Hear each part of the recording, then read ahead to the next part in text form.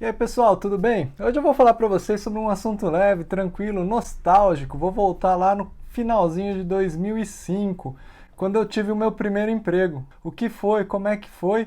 E se você quiser saber um pouco mais, é só ficar comigo nesse vídeo.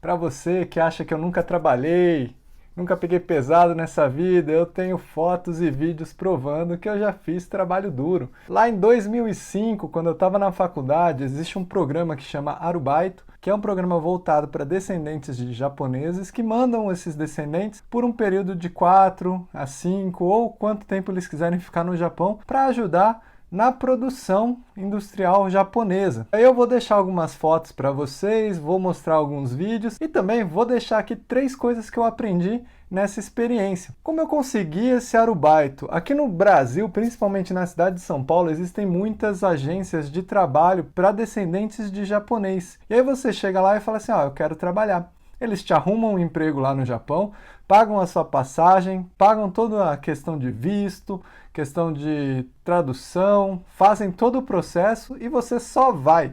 Quando chega lá, eles já descontam a passagem, todo esse custo do seu salário diretamente. Você chega lá, não precisa nem falar japonês, e aí você já sai para trabalhar. O processo é bem simples e até um pouco esquisito, se você for analisar bem. A remuneração ela varia por hora, e aí você pode fazer muitas horas extras que te dão um valor de salário maior. O trabalho é muito braçal, você não precisa nem falar a língua do país. E normalmente, quando você vai trabalhar em uma linha que você não fala japonês, tem sempre um brasileiro lá que pode te ajudar e que fala a língua. E eles te ajudam muito, pelo menos me ajudaram pra caramba enquanto eu estive lá. Eu vou mostrar para vocês aqui mais ou menos como é que era o processo. Eu trabalhei num processo que era de galvanização de placas eletrônicas. Galvanização é você sedimentar uma camada de cobre em cima de uma placa de fibra de vidro. Então, como que era o processo? As placas já vinham cortadas e com uma camada de cobre de alguma outra empresa. Chegava na empresa que eu trabalhava, a gente tinha que pegar essas placas, colocar nos ganchos. Depois, esses ganchos eram colocados no equipamento que fazia a eletrólise, né, que era a transferência das bolinhas de cobre para as placas de cobre. E aí depois a gente tirava essas placas desses ganchos, colocava para secar e estava pronta. O objetivo final desse processo era que a placa ficasse com uma camada de cobre uniforme sobre toda ela. Isso tudo eu estou explicando de maneira muito rápida e muito sucinta para a gente não ficar perdendo muito tempo com os detalhes dessa experiência. Foram 4 meses muito interessantes, muito legais, de muito trabalho. Eu cheguei no primeiro dia, não conseguia acordar. O cara que ficava responsável por mim, ele teve que ir lá no apartamento bater na porta, quase derrubou a porta para me tirar e levar para o trabalho. Os turnos funcionavam de 12 horas, eram 12 horas das 8 às 8, 8 da manhã até às 8 da noite. Aí virava na outra semana, 8 às 8, era das 8 da noite até às 8 do dia seguinte. E aí, entre essas trocas de turno, você podia fazer 24 horas direto. Então eram 12 horas em pé, martelando ali a plaquinha, vocês vão ver no vídeo, tirando a plaquinha dos ganchos. Mas nesse processo, eu aprendi muita coisa que depois eu consegui ver na parte de produção. O primeiro item é a questão de produtividade. Eu vou colocar um quadro aqui para vocês, onde mostra os 2 turnos, como eles eram medidos. Era simplesmente metro quadrado de placa processada. Isso era muito legal porque um turno ficava competindo com o outro. Sempre existia aquela vontade de você fazer no seu turno a melhor metragem possível. E qual que eram os truquezinhos que o pessoal fazia? Se vocês forem olhar, existem placas de diferentes tamanhos. Cada placa dava uma produtividade diferente. Quanto maior a placa, melhor, mais rápido você conseguia fazer, melhor você ocupava o gancho. Então, isso fazia com que o turno que pegasse, ele se programava para usar todas as placas grandes durante o seu próprio turno. E aí chegava no final do turno, ele já deixava a máquina com um lote de placa pequenininha.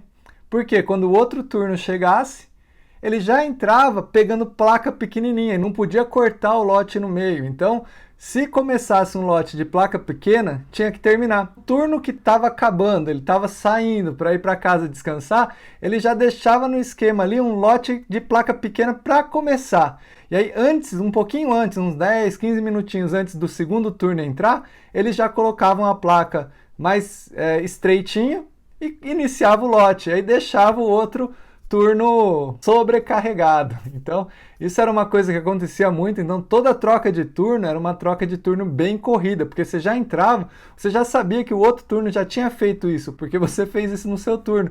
Então, virava uma competição por metros quadrados e por aproveitamento do melhor lote de placa. Segundo item que eu aprendi foi muito legal, foi a questão de gargalo. O trabalho era muito pesado e a máquina ela era contínua. Essa máquina de galvanização, de eletrólise, eu não sei o nome dela em português, que era a máquina que você colocava e pendurava as plaquinhas. Só que é uma máquina contínua. Ela tinha uma capacidade máxima por minuto. Então ela aguentava 2 ganchos ali e a gente completava esses ganchos e podia ficar tranquilo. Então o que acontecia? Esse era o gargalo da fábrica, que o pessoal aprendeu.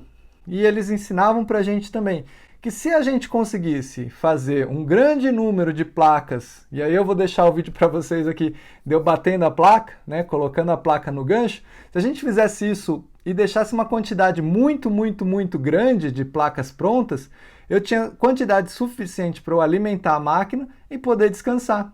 Então, esse era o conceito de gargalo. Você alimenta e mantém um estoque de produto disponível para alimentar o seu gargalo, para que ele não pare, você tem a maior produtividade possível e você consegue alívios em algumas partes, algumas etapas. Então, o pessoal que ficava martelando, não precisava ficar martelando às 12 horas, eles tinham um esforço grande de recuperar e manter o pulmão para alimentar a máquina de eletrólise. E aí depois que tinha uma quantidade suficiente para alimentar aquela máquina, todo mundo podia parar e descansar. Quem chegava no segundo turno já pegava o processamento de placas bem pequenininhas e também pegava o pulmão bem vazio. Só que a gente ia voltar no outro dia. Então, a mesma coisa que a gente deixou, a gente também sabia que ia pegar. Um lote de placas pequenininhas começando, um estoque ali de pulmão de placas batidas muito baixo, e se desse tudo certo, a hora que fosse tirar a placa lá, a placa também já ia sair com placas bem estreitinhas, que também dificultava muito o trabalho. Era muito divertido, muito trabalhoso, tinha esse espírito competitivo que gerava o resultado da empresa. E aí o terceiro item que eu aprendi com isso tudo, a questão da inflação. Exatamente. A questão da inflação no seu salário. Eu vou deixar uma foto aqui para vocês. Nessa foto, esse era o meu salário mensal. No final, descontando passagem, descontando o serviço de visto, descontando todos os custos que eu tinha de casa, moradia, sobrava mais ou menos ali $2.500. $2.500 naquela época valia, isso daí era final de 2005, então o dólar estava mais ou menos a 2,2, né? Isso daí valia R$5.500 mais ou menos. Hoje, o dólar tá 5,5. Então, esse salário que eu ganhava naquela época, hoje valeria 13.750. Essa é a inflação que o nosso país está sujeito. Porém, se hoje eu for tentar ir de novo para o Japão, aplicar para esse visto, o meu salário vai ser os mesmos 2.500 por mês. Talvez um pouco mais, um pouco menos, depende da hora extra que vai acontecer, mas o meu poder aquisitivo no Japão, com o mesmo salário, é praticamente o mesmo. A inflação é praticamente nula nesse período de tempo. Se você está buscando planejamento de salário, também lembre-se dessa questão da inflação. O mesmo salário que você ganhava quando se formou pode ser um pouco mais alto ou um pouco mais baixo hoje. Porém, ele já perdeu muito valor. Se você gostou desse vídeo, se você tem alguma experiência parecida ou se você quer ter alguma experiência desse tipo, só mandar uma mensagem, deixa nas observações, mande nos comentários, a gente gosta de ler e nos vemos no próximo vídeo. Um abraço!